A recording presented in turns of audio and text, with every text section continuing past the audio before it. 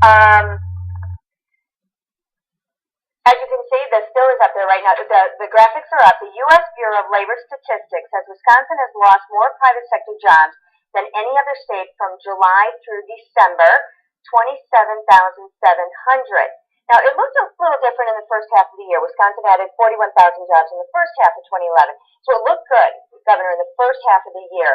But then we started to lose jobs in the second half. What are your thoughts on what's going on there? Well, overall, we gained. I mean, think about it. In the last 3 years before I took office, we lost 150,000 jobs straight out. The beginning of the year was good. We saw some challenges. Overall, though, in 2011, it was still a net gain, although a small one. I think about it kind of like, Vince Lombardi years ago when he took over the Packers, had a losing season the year before he took over the team. 4 years later, he took them to the World Championship. Our goal is 250,000 jobs by 2015. It's not going to happen. We're not going to get to the Super Bowl the next year, but every year we progress, we're getting a little bit better. And I think the last 6 months is a combination of things. Certainly, our state, more than any state in America, is dependent on manufacturing. Manufacturing exports to places like Europe have been hit by Greece and other problems there. And even to some degree, we've seen some surveys out there that suggest there's even a concern over the recalls, that small business owners like what happened, like what they saw in the first half of the year, like us putting things back in a pro-job, pro-business environment, but they're concerned about what might happen if someone were to change course, if the recall was to win, and then they see what's happening in places like Illinois, and they see it's absolute chaos. Illinois has got an almost 10% unemployment rate, ours is 7.1. We're heading in the right direction, but we got to get more certainty back.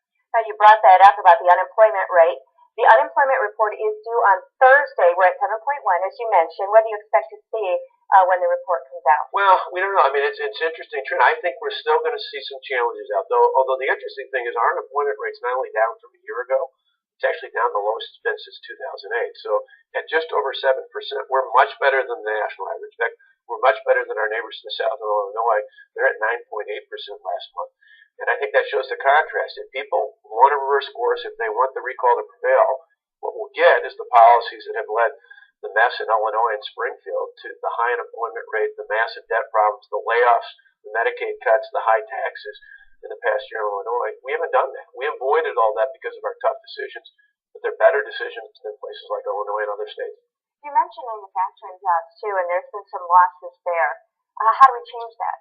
Well, I think one of the things we're trying to do, and I was just up in the town of Scott just a few days ago at FECO International, we've got a tremendous asset right in our backyard. We have the opportunity to streamline the process for safe and environmentally sound mining.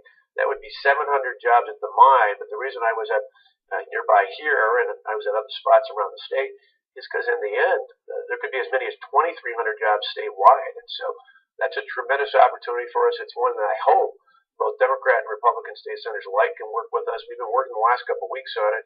Even today, my hope is that we'll check in a little bit and find out that we've made more progress with a few of those senators. Because I'd hate to have something on the table that didn't pass when we could have as many as 2,300 families having someone working there.